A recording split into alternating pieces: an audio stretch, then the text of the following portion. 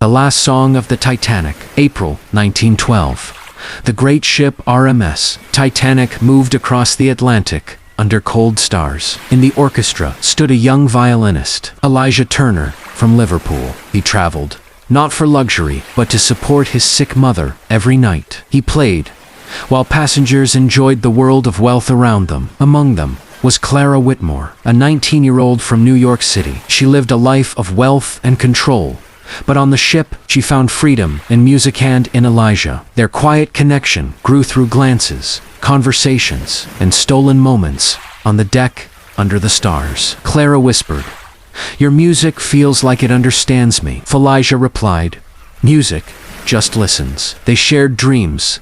They were never meant to speak aloud. But on April 14th, everything changed. The ship struck an iceberg. Chaos spread. Water rose. Panic began.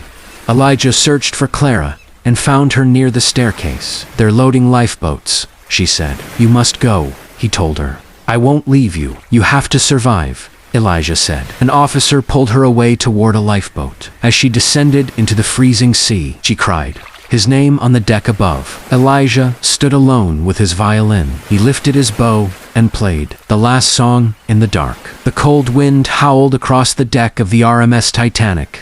As chaos swallowed everything, Elijah Turner stood alone, violin in hand, while the great ship tilted slowly into the freezing Atlantic. Far below, the ocean was already inside the vessel, but above, the stars still burned quietly, and so did his promise. He lifted his bow and began to play. The melody was soft, at first, like the heart of someone saying goodbye without words. Around him, the remaining members of the orchestra joined in, not because they were told to, but because they understood music was the only thing left that could still bring peace. From a lifeboat, drifting in the dark water, Clara Whitmore turned back toward the sinking ship. She was wrapped in a thin blanket, her hands shaking from the cold. Then she heard it, a sound carried across the ocean wind. Violin music. Her breath stopped. She knew that song. It was the one Elijah played the night they first walked together on the deck of RMS Titanic. Her eyes filled instantly with tears. "No," she whispered. Elijah. The lifeboat rowed farther away, but she kept looking back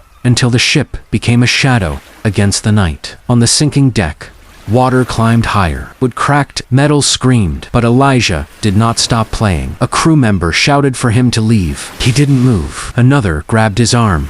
Elijah gently pulled away. "There's no time left," he said calmly, because he understood something now. Some stories are not meant to end in survival. Some are meant to end in meaning. Clara clutched the folded paper he had given her earlier, his address in Liverpool. A life that would never now be lived. Her tears fell into the dark sea. Back on the ship, Elijah's fingers slowed. The water reached his feet. The cold was sharp, biting through everything. Still, he played. The final song was not loud. It was not perfect, but it was honest. As the RMS Titanic tilted one last time, the grand lights flickered above the ocean like dying stars. Elijah looked up one final moment, then smiled, not in fear, but in peace. Then the sea rose, and the music disappeared into the dark Atlantic forever. Months later, in New York City, Clara sat by a window, holding his violin case that was recovered from debris. She never married. She never forgot. And every time she heard music, she closed her eyes and heard him again, somewhere beneath the waves, still playing.